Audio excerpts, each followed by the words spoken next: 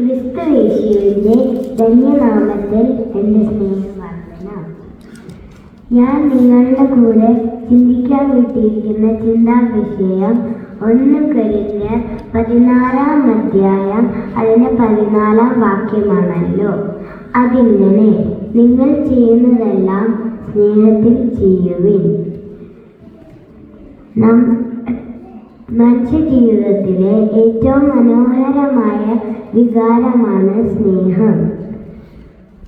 നമ്മൾ മനുഷ്യ സ്നേഹത്തെക്കുറിച്ച് ചിന്തിക്കുമ്പോൾ നമുക്കറിയാം അതിന് പരിമിതികളുണ്ടെന്ന്. എന്നാൽ ബൈബിൾ പരിചയപ്പെടുത്തുന്ന സ്നേഹത്തിന് പരിമിതികൾ ഇല്ല. അതുകൊണ്ടല്ലേ പാട്ടുകാരൻ ഇങ്ങനെ പാടി വെച്ചത്, ദൈവസ്നേഹം വർണ്ണിച്ചിടാം, വാക്കുകൾ പോരാ.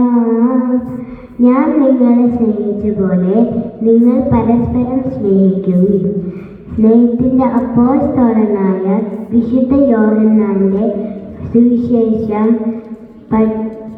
പഠിപ്പിച്ച യേശു തമ്പുരാന്റെ ജീവിതത്തിലൂടെ അതിൻ്റെ ആഴവും കാണിച്ചു തന്നു. താൻ തൻ്റെ ശത്രുക്കളെ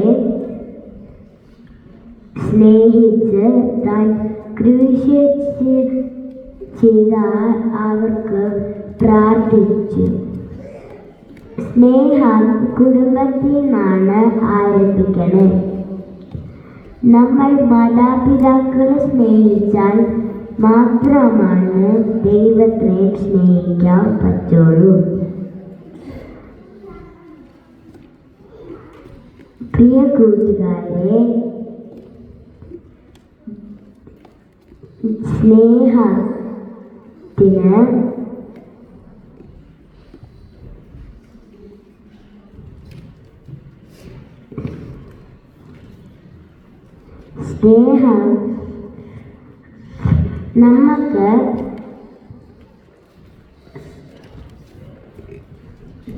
നമുക്ക് ബലിയർപ്പിച്ച യേശു തമ്പുരാന്റെ സ്നേഹം ചെയ്ത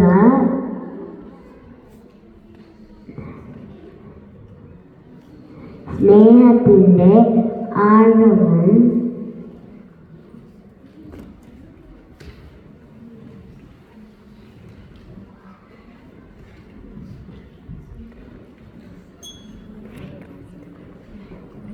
എന്നാൽ